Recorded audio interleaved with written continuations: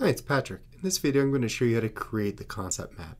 The main goal of this project is actually on using images for web pages. So more specifically, we were going to show you how to use fireworks.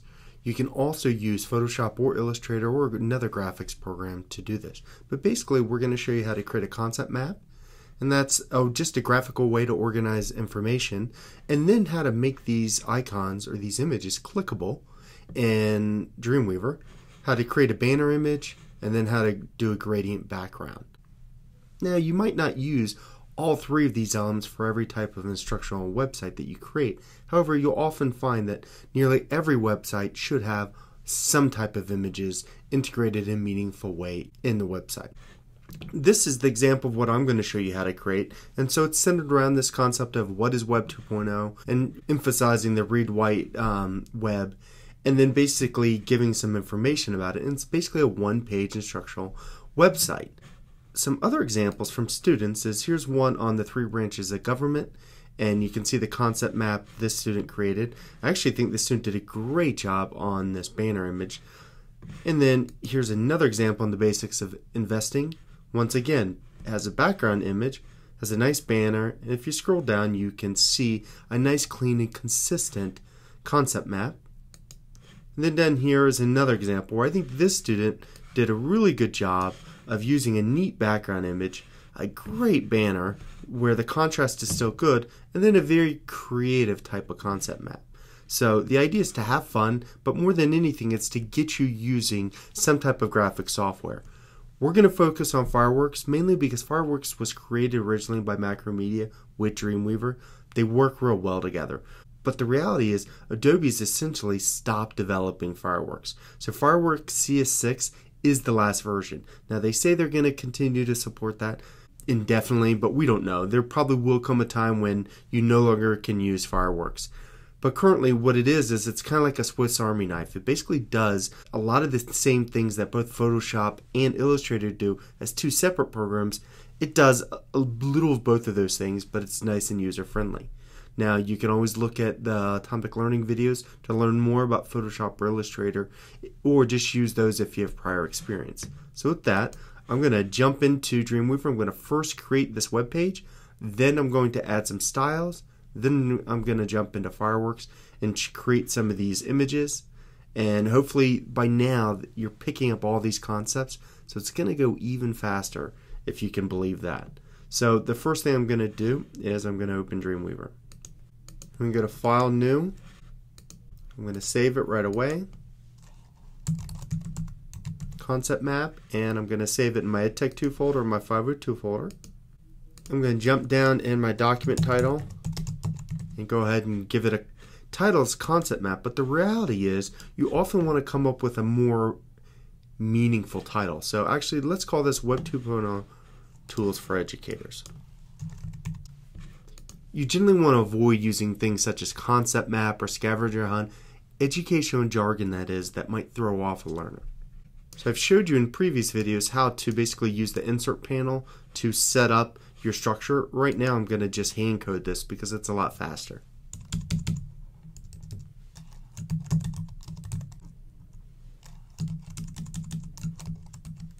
So I created a div, and now I'm going to create within that div, I'm going to basically create my structure tags.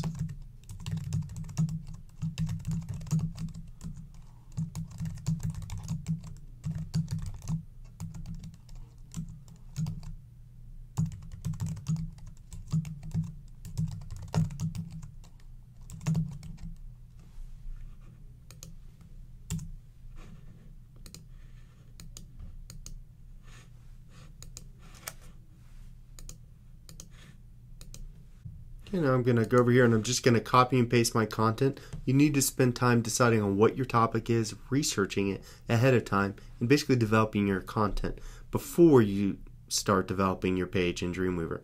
In this case, I have everything ready, so I'm just going to copy and paste it.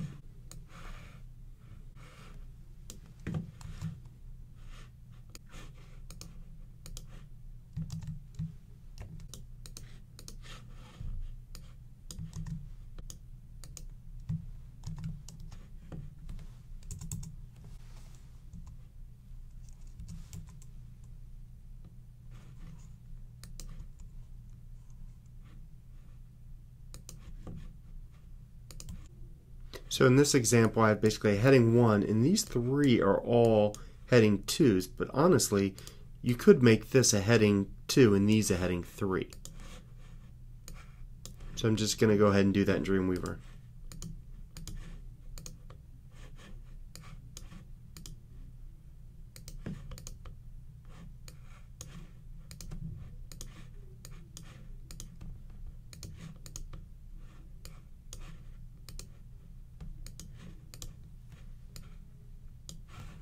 Going to add my content for my footer.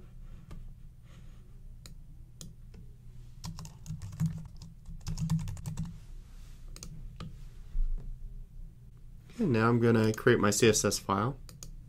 Click on plus sign, create a new.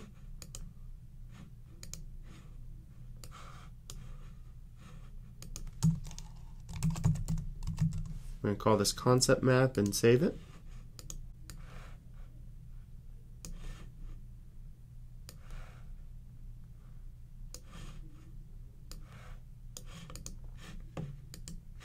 And click on my body tag, concept map, plus sign, background color of white,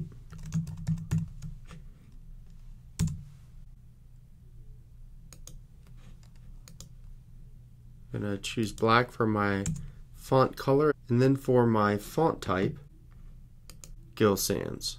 I'm going to scroll up, I'm going to make 0 pixels.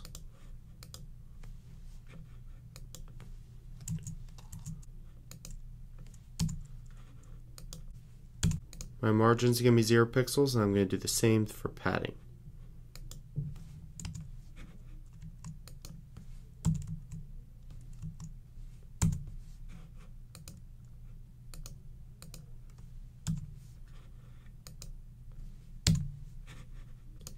Okay, click on my container. Choose that a background of white too. I'm going to do a width, and in this case I'm going to do something smaller than I've done before. So I'm going to do, we'll say 800 pixels. So a lot of times if you know you're not going to have a lot of content, rather than do a traditional fixed width of 960, which is a common value, you can always go smaller. I'm going to auto left and right my margin so it centers the div.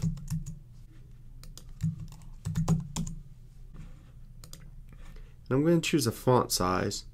And in this case, what I'm going to do is I'm just going to do a pixel. So I'm going to do this a little different than other ones, just to show you a different way of doing it. So we'll do 15 pixels.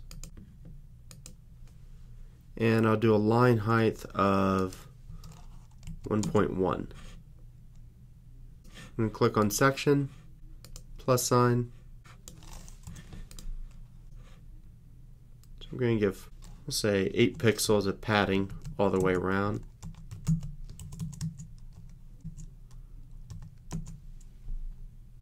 And I'm going to have this float to the left. So now I'm going to go up and I'm going to do each one of my headings next.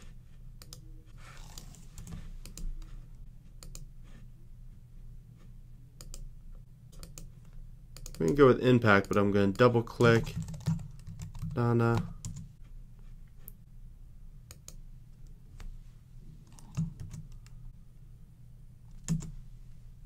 Choose the color. I could add a size. Right now I'm actually going to leave that as is. I'm going to give a bottom margin of 5 pixels.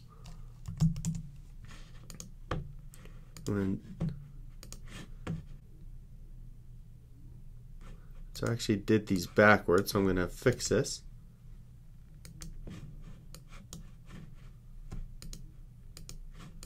I caught that when I was trying to actually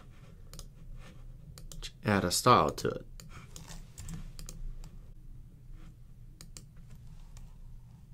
Add a bottom margin of 3 pixels. I'm going to leave the font the same.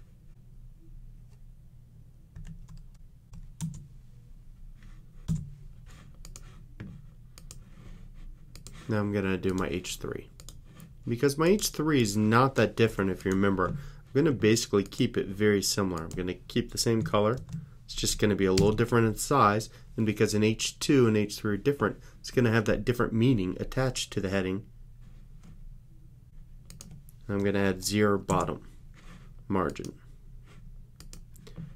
So you notice that my contrast still isn't great, so what I'm going to do is I'm going to make sure that my paragraph has a top margin of 0. Okay, notice how that tightened everything up there. I'm going to go ahead and preview.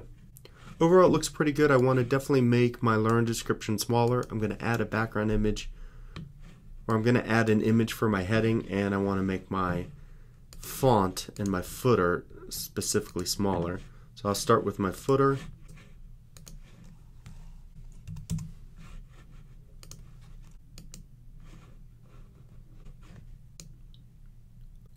And right now we'll just go with like a light gray font and see how this turns out. So now I'm going to create my learner description class. Okay, click on that and type learner, starting with a period, lowercase, no spaces. Start with something smaller. Do something smaller there. So now I'm going to highlight it, the text. I'm going to go down and apply it.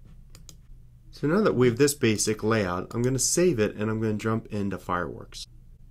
So the first thing I'm going to do is I'm going to create this background image. Now you want to be careful with background images because one, it's an image that can make something load slower, but also they can be distracting. So you never want to get a background image to interfere with contrast or readability. But in this case, it basically has this image here. It's just a thin image that basically does a gradient from basically black to white. So we're going to start by creating that.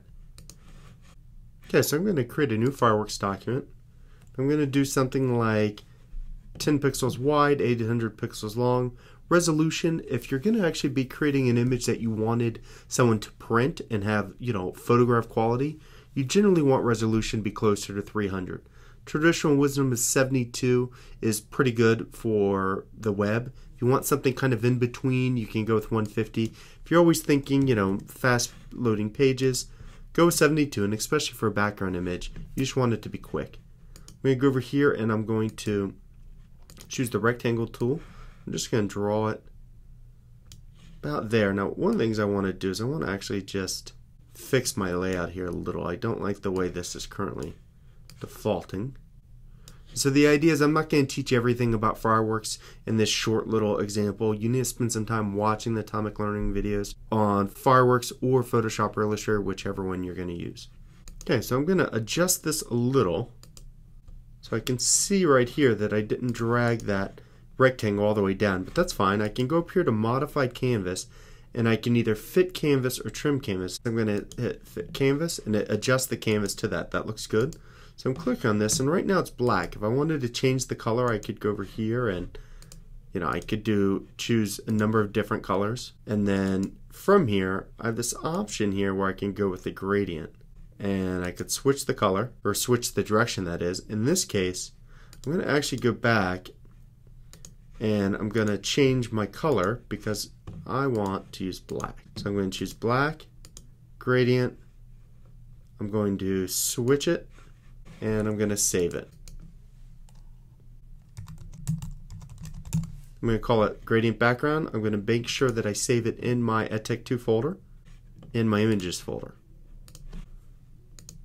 So now I'm going to jump back into Dreamweaver and I'm going to click on my body tag where it says background image. I'm going to click on that and click on this pencil. I'm going to go down here where it says URL. I'm going to click on this and I'm going to hit browse. I'm going to go into my images folder. I'm going to go to gradient background.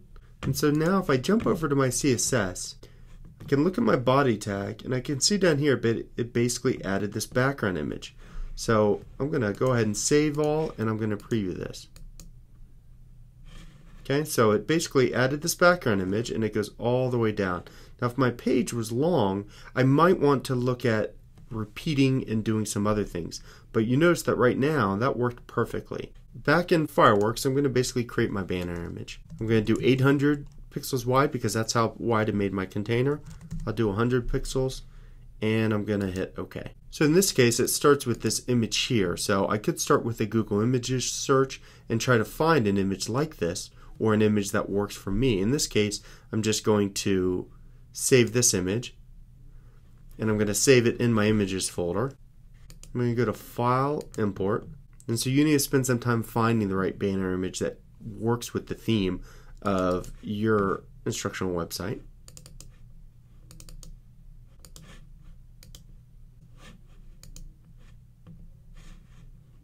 Put my cursor over here in the corner and do like that. So you notice how it's a little off from the original style. Well, one little trick I could do is I could change my canvas color, use my dropper to come over here, and I match it, and then you don't even notice. I mean, there's that little bit of edge someone with a real discerning eye might notice. So now, in this case, you want to basically add your title using the text tool here, but you want to do it in a way that people can still see and read the title and that the background doesn't conflict. In this example, it used this like glow option. Another example, or another way to do it, is if you look at the example here, there's kind of this white box to a gradient tool that he or she used. This was Michael. He used. I could add a box over it, click a color, so I could go something totally opposite. I could go white. In this case, I probably don't need a line around that, and so I'm going to go back and I'm going to click on this. And so in this simple example, I'm just going to go over here and type in here. I'm going to change the color and use the picker to get a red, change the size.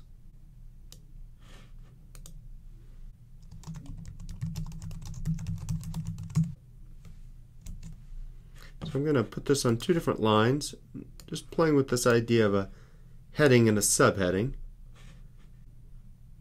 A little smaller.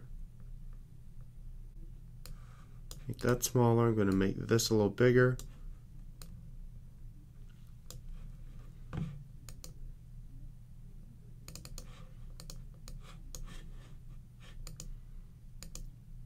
going to change the first part to something much bigger, and then the second part I can even go over here. Okay, two last things. I'm going to click on this. I'm going to click down here. I'm going to go to shadow, and I'm going to add a drop shadow to my box like that. I'm going to change this to 30. And you see how that is revealing really what I had before there, right? And so I'm going to change that back, and I'll say, let's change that to 60. And let's drag this out of the way for a second. If I want to make sure that these two things move together well, I could always highlight them both, right click, group them. And what I'm going to do over here, just to make this quick and easy, so I'm going to drag this off the screen. I'm going to hold shift, make that bigger, make sure that works there, drag this over. And just like that, we have ourselves a banner image. Now you'll notice it's a little off over here, so I can hold shift down, make it a little bigger, and you get the gist. Now, probably could improve that background, and so I'm going to ungroup it, click back on here, click back down here. I'm going to change this to 75. A little better. So just like that, I'm going to save this. Now, you always have this option in Fireworks, for instance, to save it as a PNG, a GIF, or JPEG. Those are your three main ones. Essentially, if you're going to do something with a photo of a person's face, you usually use a JPEG. If it's more like blocky things like this, you could get away with a GIF. I often just use a PNG. So now we're going to jump back into Dreamweaver. We're going to go up where it says header. I'm going to get rid of this header text. I'm going to make sure my cursor's in there. I'm going to go to Insert Image, click on my banner. Now it's important down here, I'm going to make some space that I add some alt text. Okay, so let's save this all and preview it. Okay, so if we look at the example, it's not exactly like the example, but once again, I'm just trying to show you different ways that you can kind of do this. The last thing we're going to do is we're going to create this concept map and we're going to add it. So I'm going to close this, I'm going to create a new document, and I'm going to do it 300 pixels by 300. In the example, you'll see that it has these basic graphics or icons. Now you can Google and find all kinds of things that are free to use. Think about copyright. Make sure that you find things that you are able and free to use. But in this case, I'm going to end Fireworks. I'm going to go to the document library. And over here, I'm going to actually click on Common Library, and you'll see all these great little icons. So in this case, if I click under icons, I can start going down and I can start seeing a number of different things here. So in this case, I'm going to go down to 2D objects. I'm going to find monitor. I'm going to click and I'm going to drag it. Grab the RSS, the dialog bubble, and then now the film. Now in my example, I have basically the dialog bubble, the film, and then the RSS. So I'd put them together, something like this. Now I can add, now I could do a couple of things. I could make this bigger. If I click on it and click on the edge, I can make it bigger that way, but I could also go over here to the scale tool. See, now when I bring it over, it aligns top, so that looks good. So I could come over here and I could use these lines, and you can go up under Command and Creative and you can add arrowheads. But I actually find that often if I do that, it gets pixelated. Now there's a way that you can get fancy and make that go away. But I actually find, and this sounds crazy, but I can actually go to, say, PowerPoint, and their arrow tools I think can work really well. So I have been known to go to Insert, Shape. If I scroll down, I can find one like this that I like. And I would adjust it exactly how I want it. So, maybe I want it to be black. I can copy that and I can jump over here and I could use something like this, right? Now, you need to be aware that transparent background, there's some other things to consider. I'm going to click on the scale tool and I'm going to go over here and I'm going to rotate it a little.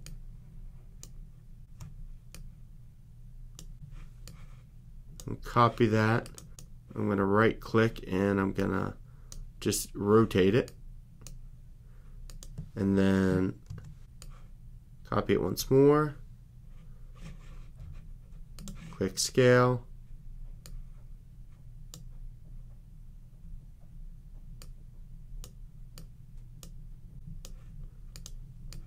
So it still isn't quite right, so I could zoom in.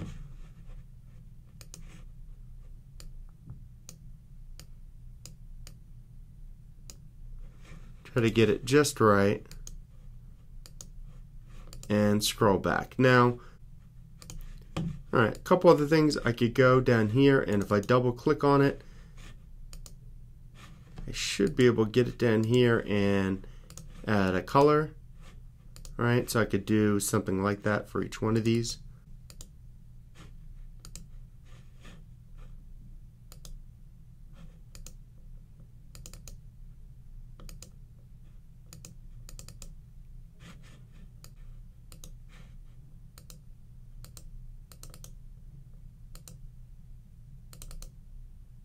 So I'm double clicking it so it shows down here. I'm just matching that color. So now I'm going to click that and get out of this. You can see the color's not exactly what I want. So I'm going to go and spend a little more time getting it exactly right.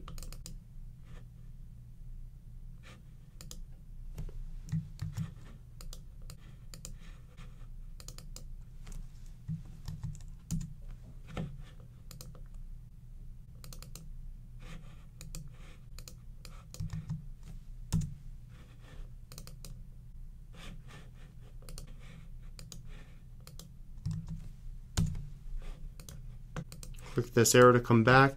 Looks pretty good. I could also add some text if I wanted to at the bottom, like the example. In this case, I'm going to save all. I'm going to actually crop some extra white space that perhaps I don't need. Save it again, and now I'm going to jump into Dreamweaver. So now into Dreamweaver, if you look at the example, I kind of have it right up to the top, float to the right. So I could insert my image here for now.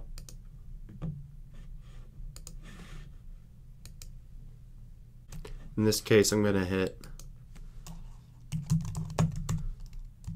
create a class for concept map, and I'm going to basically scroll down to see float right. Then I'm going to click on the image.